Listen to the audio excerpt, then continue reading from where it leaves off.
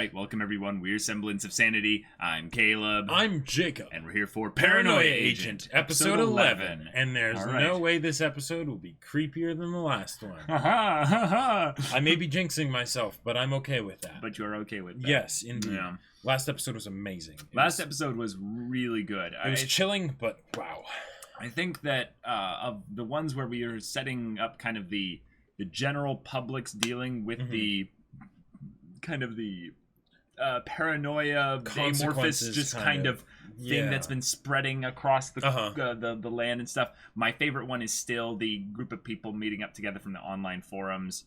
You know, that one was really good. That one was amazing. Yeah. But I also really liked the last one in how it maybe was poking a little bit some specific things that Satoshi Kon has had to deal with. Yeah. And, you know, thinking about things less literally and more on a metaphor of, oh, right. This is what the miracle of anime can sometimes, you know, lead to. Yep. Just, you know, insane work environments that are not safe or even really healthy for anyone involved. Yep. But we want our waifus. But we want our 2D entertainment. Yep. I mean, it's becoming more 3D now, but Clang. Yeah, we've got very few episodes left. Indeed. I think that what they'll probably end up doing is giving us a little bit more of this kind of broader scope of the way things are going with Shounen Bat spreading as much as it is. Probably. But they do need to bring back Tsukiko at the very least, and then by extension I would say Ikari, and how they kind of resolve this.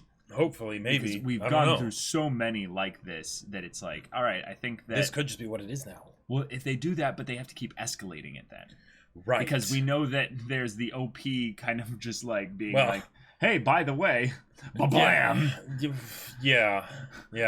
Which feels almost too specific. Right, which maybe is why it shouldn't be taken like literally. Right, exactly. Of course, so, and this is Japan we're talking about here, so that has a little bit more symbolism than a lot of other countries' entertainment would. So, Paranoia Agent. This is a crazy show. Without further ado, let's get into it. Oh, this is the other girl from the OP. Oh, is it? Yeah, looks kind of like her. Yeah, kinda. The one that's in the apartment building. Yeah, it's torn down and stuff. Who's that guy on there on the ledge? Oh no, that's we're not high up. That's just the backyard. Yeah. Oh. Whoa. Dang. This is where he's at now? Yeah. Wow. Hey, Ikari! Okay. Is this Ikari's wife? Oh.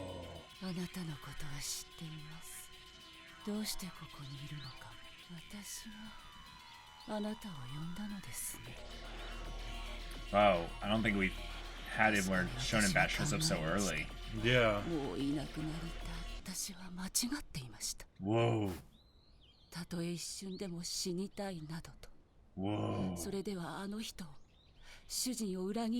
Okay.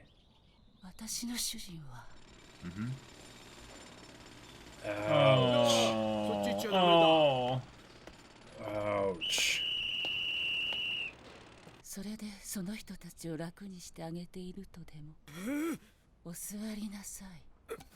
Okay, so this is her own projection of kind of society's, own problems or what have you, and yet at the same time she's talking it down. Yeah. Herself down.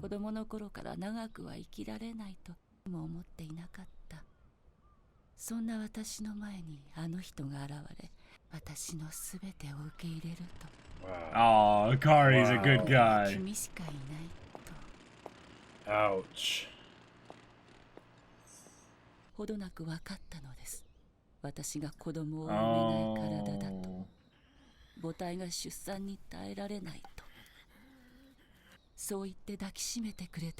Okay. So this is the back and forth people constantly go with when they're trying to survive just the pressure of going on with their own problems that they can't solve. Yeah. And Shounen Bat is just like, is it time? No. She wants to keep on going. Is it time? No. Yeah. Oh, he's doing multiple jobs. Yeah. Oh. 仕事なのだから仕方がないと。 So he was subconsciously probably like staying at his work to find. とうとうあの人は私が疎ましくなったのではないか。耐えがたかった。 あの人が離れていくことより自分があの人の重荷になっているというそのことが Whoa, yeah. 難しい。主人は私のために身を粉にして働いてくれている。なんて罰当たりな考えなんでしょう。 Wow. Oh. That's a 自 shot. 分は恥じ、 Yeah. 主人の帰りを待ちました。そう。私の居場所はあの人であるように、あの人の居場所もまた私なのだと。お母ちゃんのところによ。せっかく早上がりできるってのに、3カ所も現場はしごすることないっしょ。 Wow. 3. ですよ。どうせもう There's no what? どうせどこにも No, no, no, no, no. Don't get hit by. Okay. I thought he was gonna get hit by a car Yeah, for a yeah. second. Wow. その年で警備員ってことはよっぽどなんかあったんでしょう。 Let me その guess. 面構えからするとこれか。いえ私はち外れか。 Yeah, he's an ex-con. Yeah, yeah, 俺は5 yeah. 人くらい込んでたのよ。怒りの旦那。 Oh, やっぱりそうだ。 he actually recognized him. いや俺ですよ。ほら昔。 Wow. Wow. 向かいか What are you doing here? Yeah. Long Yeah. time no see. Whoa. 人がいつ帰ってきてもいいように。 So now it's being taken out on the place お風呂を沸かし。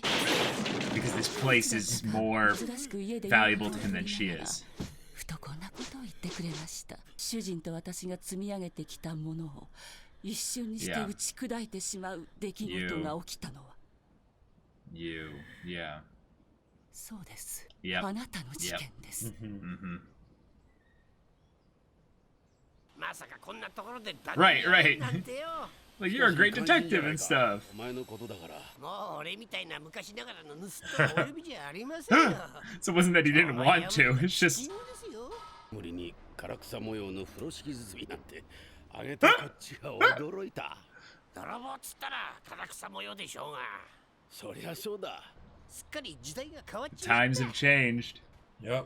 Yeah, Ikari. どこも同じか覚えてますよ。旦那にされた説教。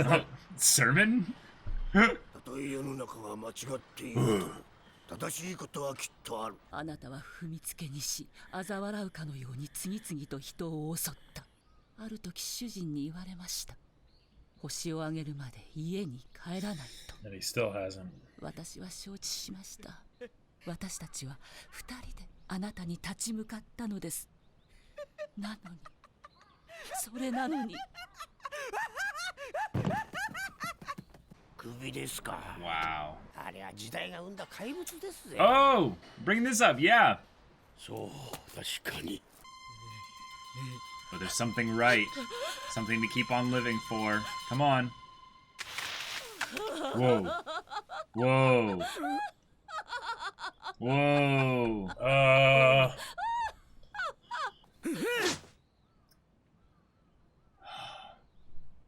Wait. Wait, what? それでも私たちは諦めなかった。主人は今新しい仕事に就いています。 Whoa. その仕事に誇りを持ち、一生懸命働いてくれている。 Whoa. 私たちは Holy crap, you go. 生み出したの Yeah. です。ほら急いで早くしないと始まっちゃうわよ。 Oh, there she is. Tsukiko. 工事中なんで通用口の方へ あ Yeah. あれなんで。通用口の方へお願いします Oh man. ガツは苦しくなりました。 Are they still tearing 折 apart し the も house? 私がお医者様にかかる費用はかさむ一方で、 Yeah. 家計はますます火の車。そんな私にあの人は怖い目をしてこう言ったのです。二度とそんなことを言うんじゃない。お前はただ逃げようとしているだけだ。その場しのぎの救いなどまやかしに過ぎない。 Okay. どんなに Whoa. 苦しくても目を背けず一緒に乗り越えていこう。そういう人なん Does です。 she kind of hate him for that because he's able to kind of say this despite the, pain she's experiencing? こ Oh. こへ現れた。私を殺すために。 Oh. Or she hates herself because she sees her own weakness. 人間とはそういうものなのです。 Holy どん crap. なに辛くてもその現実に立ち向かうことができるのです。あなたにはそれがわからない。人間でないあなたには傷つけ、殺め。 Oh, we're going through everyone now. Going through Yeah. everyone. 難しいせいぜいなのです。 Whoa. あなたは存在そのものがまやかしなのです。 Yep, そ yep, う yep. その場限りの安らぎで人を惑わす、 Uh-huh. このマロミとやらと同じなのです。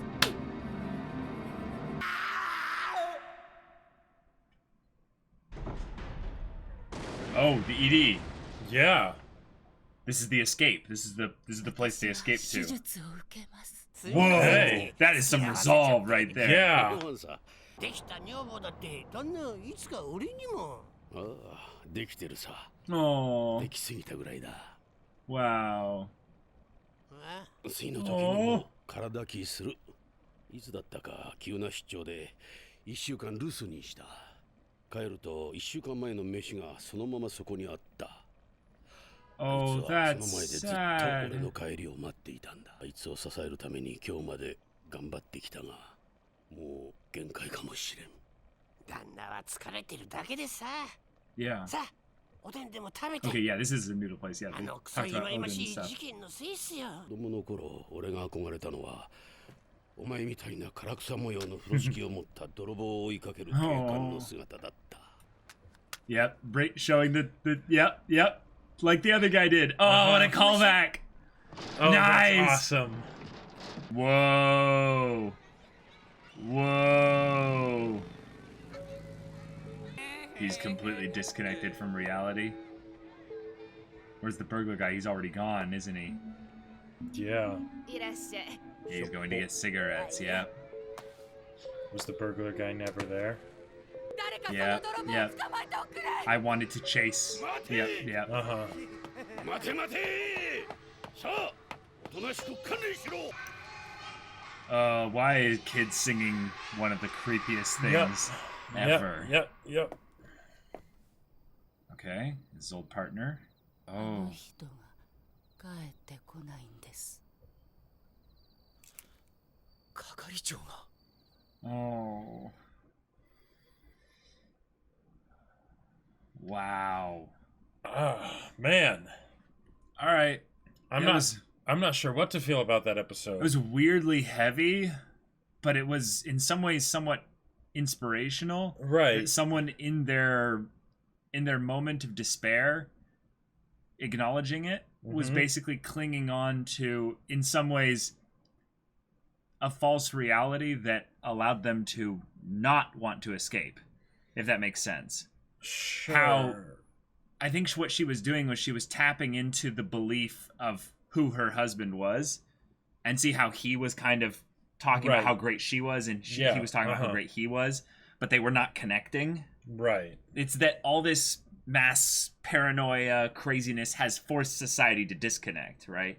Sure. Which So then- goes into the whole changing of the times thing. Right. And then we have Shounen Bat, who's like, all right, cool, you want to escape, right? And she's like, no, actually, I am Yeah. constantly warding off the desire to escape because I believe that my worth is only that for making my husband, somewhat better. Yeah, it was this thing where they were both drawing incredible amounts of strength from the other, and yet they weren't actually Supporting back. They Supporting weren't giving each other. back. Yeah. They weren't giving back, yeah. right. They were both wanting to escape, but were tied down, being Right. unable to escape because of the promises and bonds that they'd made. Yeah. Wow. 獅子奮陣のユニコ Unicorn is fighting ferociously. あ Oh! また群がる人々と Okay. 賢者の声に導かれ手に入れペガサス Whoa. 誰が Okay. 呼んだか Dang. Okay. All right. Whew. All Wow. right. Well, this was another unique take on the Shonen Bat paranoia spreading. Yeah. And in this one, it got localized. It got, did. It really did. specifically locked in, almost as if the will of humanity kept it in an eternal struggle so that it wouldn't harm others here. But Right. what I liked about the mom, the wife specifically, Ikari's wife here, she was wanting an escape. Yeah. So Shonen Bat showed up. Yep. But she goes, you're here. Like, basically, you're the one that Right. ruined, you know, everything and made everything worse.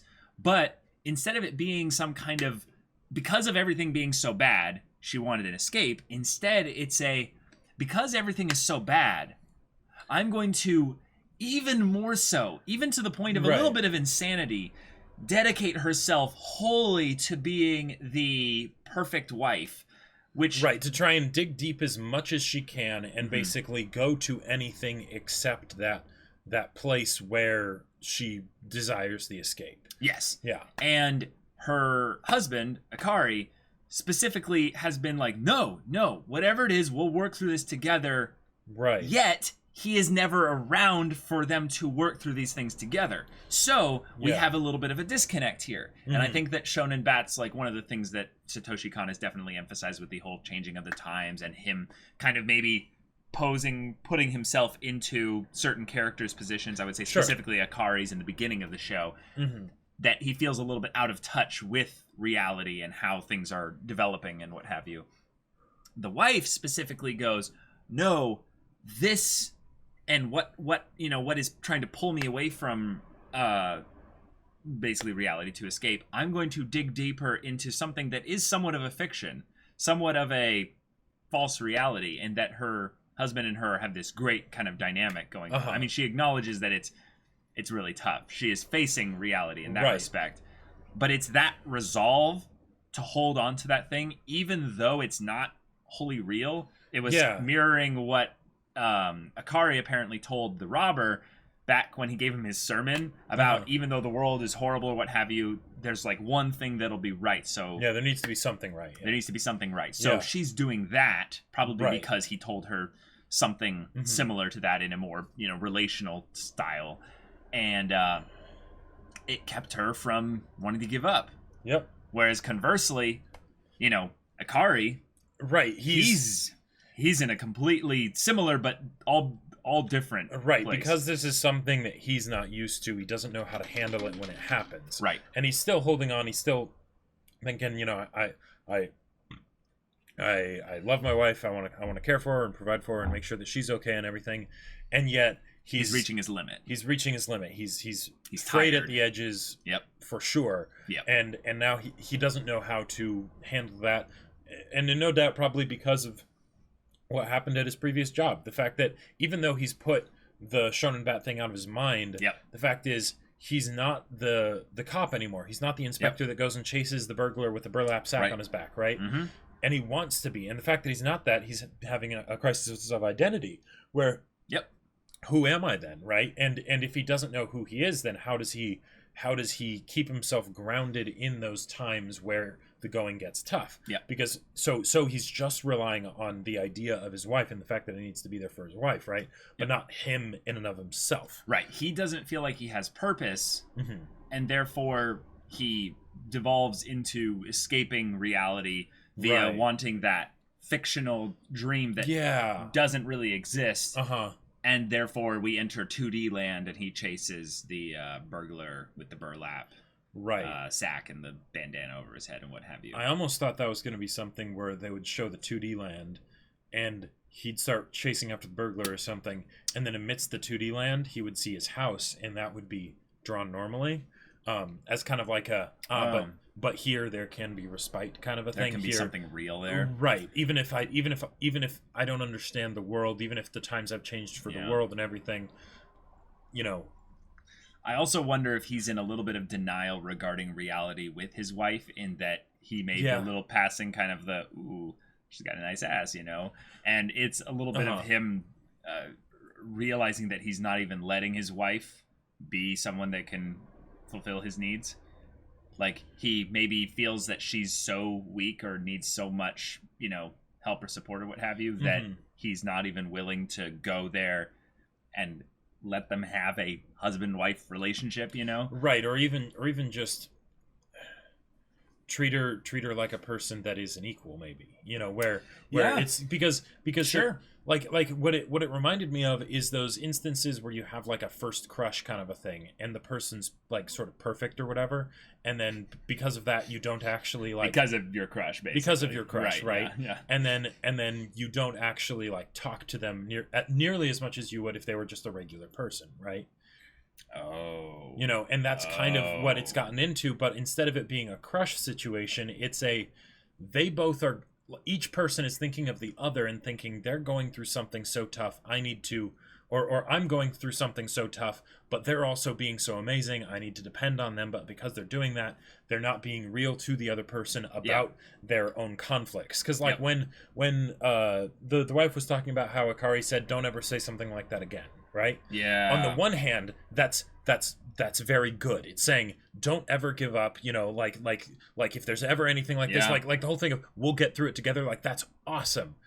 And yet, but when you say that, you're basically saying never acknowledge, and certainly not in don't my be presence, vulnerable with me. right, about that kind of stuff, because the encouraging to always shore up, you know, your defenses, dig deep and find that inner strength, great, awesome. Yep. But what about the points when you need to be weak? Yep. Right? And I feel like her conversation with Shounen Bat was an example of her needing to be weak to process her, to process it, just right? to process it out. And she's not letting herself completely give up, which is good, right? Which is good, and that's the whole conflict and everything with Shounen Bat. But Shounen Bat is not going away, right? Yeah.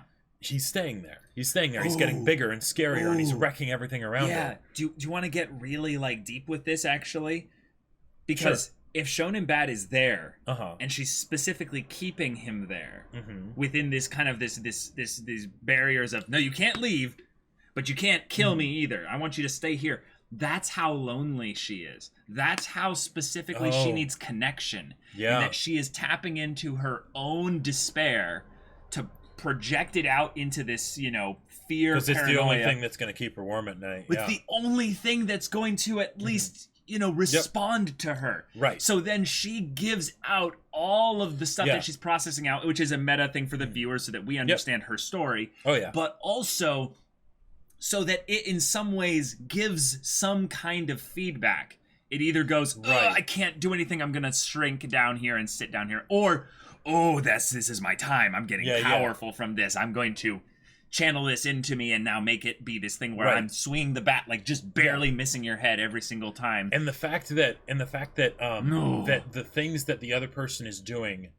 each you know, partner in this relationship sees the other person as doing such amazing things, when there are the issues where say there's things that it would be natural to get upset over. Yes. The fact that Ikari's never home, right? Yep. The fact that she has serious mental issues and you know, there's all that stuff that she's struggling with. Like, yes, she's struggling with it, but it also causes trouble for Ikari, right? Yes. You know, like that would be natural to get a little bit angry at points where it's like, why me kind of a thing, right? Yeah. You know, even though he loves her, right? Mm-hmm.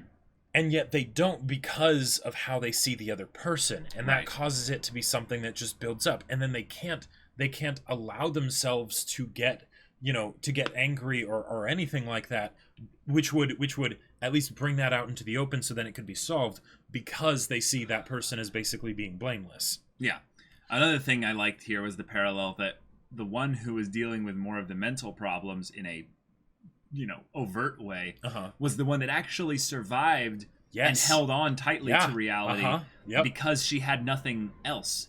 Right. She was so desperate to it that she almost like spat in the face of this Shounen Bat theoretical mass paranoia blob of just they were familiar demons. Yeah, they're demons basically, and was just like, you think that you can toy with the human race in this way? I am no strong member of the human race. I've got nothing to my name. But look at me resisting you. Look at me standing up against you. I know what we are capable of. And then the way she turns into, like, you know, projections of herself, like almost like there's a clone kind of version of her, just like, this is the weakness of the human race, being able to stand up against just you trying to make us give up. And I love that, because we can get a little bit topical, but I would say that one of the things that is on the rise, specifically with the young people, especially when I was growing up, and I would say even more so now, is that there is this very, I would say increasingly kind of suicidal tendencies with regards to like devaluation of the self and these types of things and stuff like that. And I remember specifically it being a thing of where people would almost like casually joke about it, like it was just this thing of like, oh yeah, like telling other people, yeah, yeah, and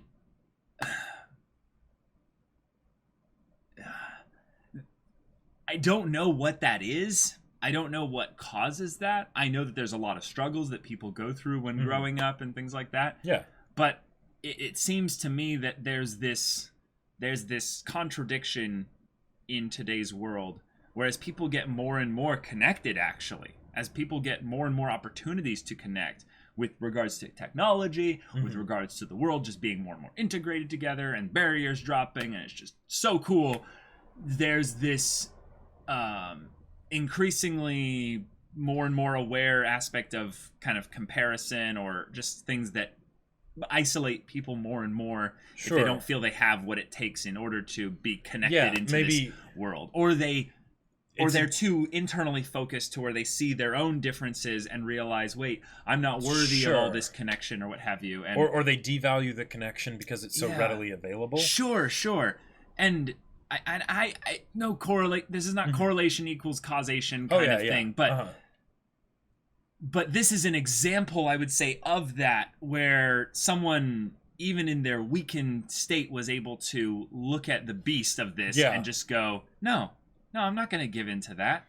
But then the guy who was tired, the guy who in some ways is the main character of this story, other than Tsukiko, the one who has had a lot of things recently beat him down specifically from this, but isn't able to truly process it. He isn't able to bring out his demons into front of him and confront them. Yeah. He's the one that collapses and gives in to the false reality. He doesn't let himself be tired. Whoa. He doesn't let himself be tired. His wife, she's tired all the time, right? Yeah. Like there, I can't remember what the story was, but it was of, a person talking about like, I wake up in the middle of the night, I look over and I see a demon at the foot of my bed, and it's horrible, and blah blah blah blah. And I just say, "Oh, it's you again," and go back to sleep. like, I think I've heard that story. It's the when you're used to something, right? Even if it's something horrible, you're familiar with the tools to deal with it, even if it's not easy to deal with it. And I love the scene the whole scene that they did with the wife and Shounen Bat, right? But in the case of Ikari, he didn't let himself be tired. Yeah. He didn't let himself realize that, there's this thing and it's kicking my ass, right? And it's ugly and I don't want to look at it. Yeah. And because of that, he got beaten by it. And the thing is, it's something that could have, well, maybe not easily, but it could have simply been beaten. Yeah. But it wasn't. Yeah. Because he tried to go it alone. Yeah, and even when someone literally came into his life that might not have even been real, right? Given how much he was struggling and suffering with all of this, the aspect of his dream being brought almost right to him. The guy who was the old-fashioned desire of his of why he became a cop or a detective in the first place was to chase guys like this. Comes up to him and goes, "Yeah, I turned my life around. Like." I have a pretty crummy job, but hey, I'll make it work. It's something. Yep.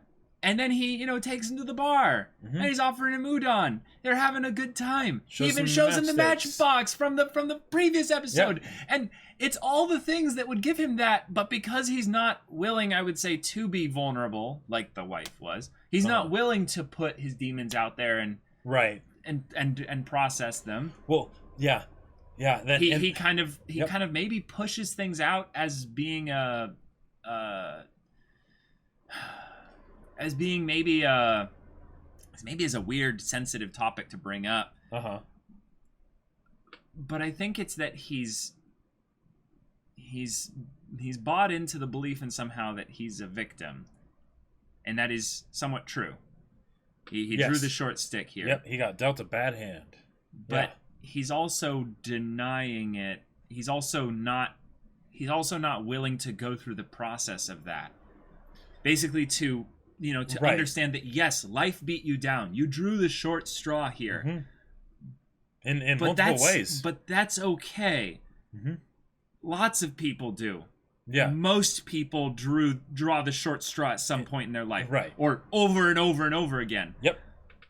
Yeah. So what are you going to do about it? What are you going to do about it? What are you going to process with that? And it seems like he would rather turn back to his vices, go back to cigarettes, go, into the false reality to go and not pretend go back that to he his doesn't wife. have to deal with that. Not go back to his wife. And here's the so here's the thing. The reason he doesn't go back to his wife, I feel like, because he says, "I don't have a place that's home." Right? I can't remember exactly the words he said. He said that he felt like he was going home, seeing the guy there. Oh, yeah. That too. That was right. chilling. But the idea that because he's constantly needing to be basically fighting on behalf of his wife. Oh, okay. His wife is now a battleground. Oh, his wife is now a battleground, and he can't go home and relax at home because that's just another battleground. And that's the problem. And it's also in a different way the same for the wife, because she's being vulnerable, but only with herself. Yeah, not right because she also thinks, I have to put and I don't want to be a burden to him. Right. I don't want to be a burden to him. He's even sent messages in that vein of like he'd prefer if she wasn't a burden to him. Well, I mean, slightly. Yeah, through a certain interpretation. Right. Yeah. Sorry. Keep going. And because of that, she doesn't open up to him. Now, she did an amazing job of battling her own inner demons here, right? An amazing job.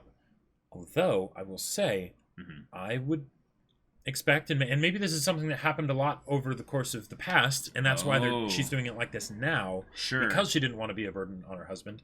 But I'll bet that it would have been a lot easier if she wasn't trying to do it by herself. Mm-hmm. And that in many ways, her trying to do it by herself is just for her own sense of comfort. Yeah, and it led to this critical mass confrontation here, where it's now something where she's like, you're here. Yeah. And the tough part is that if either one of them had started to do that with the other, then maybe that would have given the other person basically the permission, if you will, to do likewise. Yeah. But because both of them didn't take the first step, they didn't want to connect. Right. Yeah. Yeah. Takes two to tango.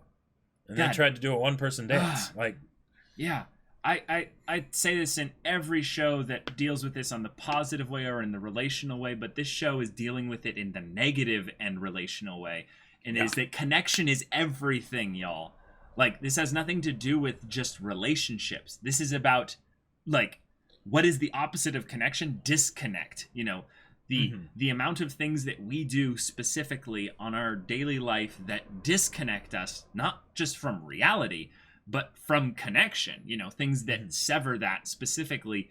Like, take a good hard look and a good reflective look and think about it from not just a standpoint of whether or not it's a thing that you'd like to keep doing, but just whether or not it's a thing that you feel like you must do.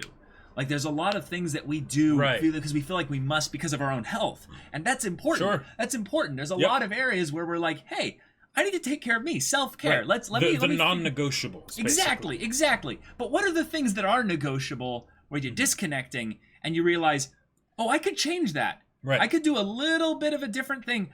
I highly encourage you. If anyone out there that's ever dealt with any kind of mental stuff or anything like that, take care of yourself. Absolutely. Disconnect and process and do this kind of stuff if you have the strength to do it, or just whatever. I know it's tough. But specifically on the area of the negotiables and the things that would lead towards connection, take little steps. Yep. Because it makes a huge difference in the long run. It makes a huge difference, and it's scary. It's tough. It's not something that you're going to necessarily find a huge fount of inner strength in order to be able to do it. But being able to basically be vulnerable with another person and rely on them is the beginning of being a healthy person. Don't repress your weaknesses and realize that, you know, well, depending on someone for everything might, you know, that's another like That's ditch another on the other ditch side on of the the other road side. that can get unhealthy. Because people will fail you every once in a while. Absolutely. Yeah. But the thing is that if, say, you don't depend on someone and you think it'd be a bother to do that, who knows? Depending on them might not actually be a burden for them. It might actually give them strength. Yeah. Because there's something that happens when you basically say that, one, I value you, I trust you. You're basically giving them one of the most sincere compliments you can. Yep. And that you're holding them in the high enough regard to basically say, this is what I'm dealing with. Yep. Right? That's huge. That's huge. That's giving someone a key to your house. Like, think about Ikari here. He is one who has lost his purpose. Yep. So he then seeks it in a false reality, right? Yep. If his wife had said, I need you, I need your support on a and then she becomes vulnerable, she confronts him talks to him about her demons that she's dealing with, and all of that, he could reject her. Yeah. He could, and it would hurt, and it'd be very painful. But then she would know, at the very least, that she's not going to be able to get that support from him. Right. So therefore, she then, instead of expecting him to do something in the future, she goes, okay, I need to find this in another place, in another area. Yeah. She either needs to do it herself, which a lot of people will end up in places like her, where they will need to do this. Yep. And it is really tough, but I'll tell you, it's much easier if you do take the risk, be vulnerable, and ask for that help from other people. You give them the opportunity to be basically the best version of themselves. And I will tell you, there are so many people out there. There's so many people out there that aren't in the standpoint of where they are waiting for someone to ask them if they need help.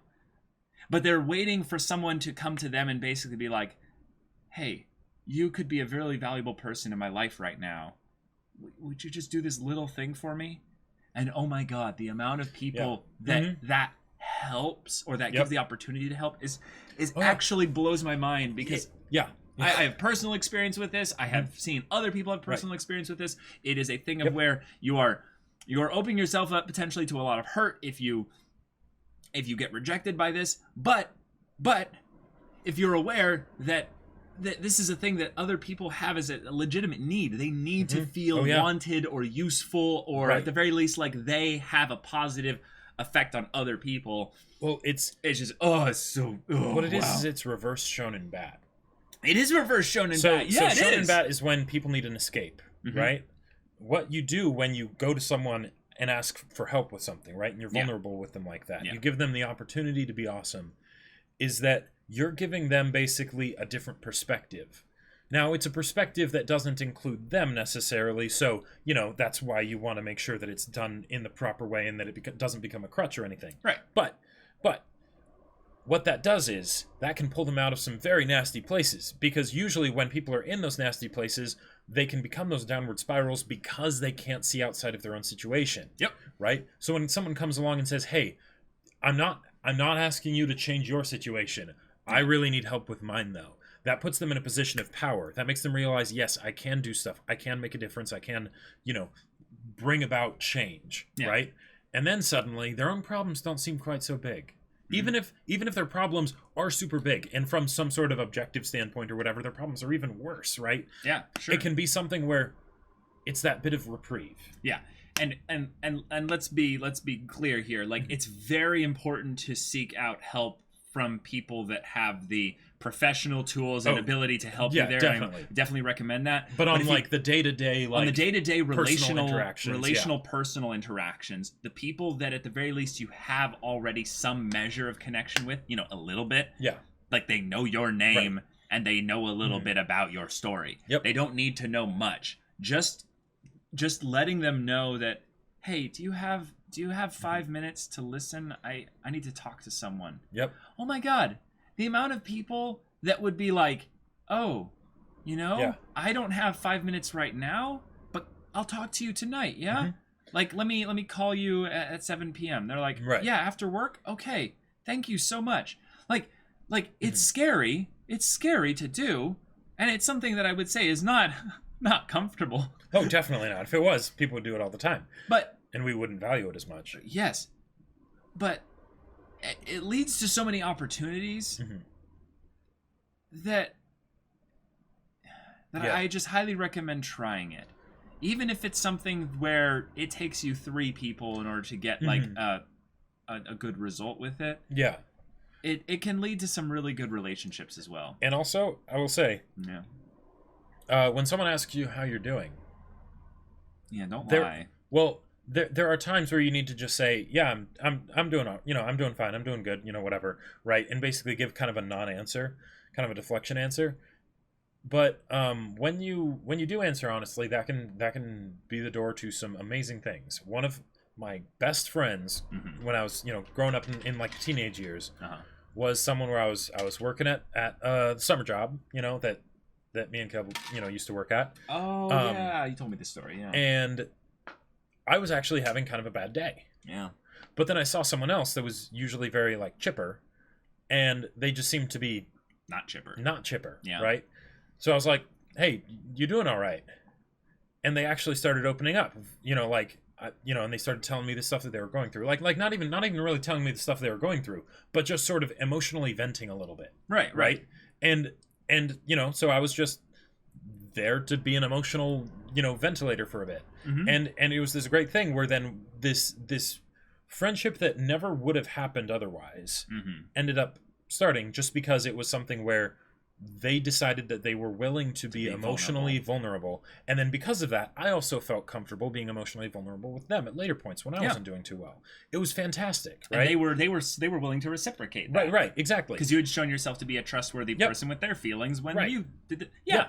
But it all started with someone taking a step, right? Where it was the inquiry, granted the offering of, is this like, how are you doing? Yeah. And actually responding. So yeah, like use discretion, of course, because you want to make sure that it's with the right people, but you never know. You never know. So, yeah. Paranoia Agent. It brings up some very interesting topics of discussion. It does indeed.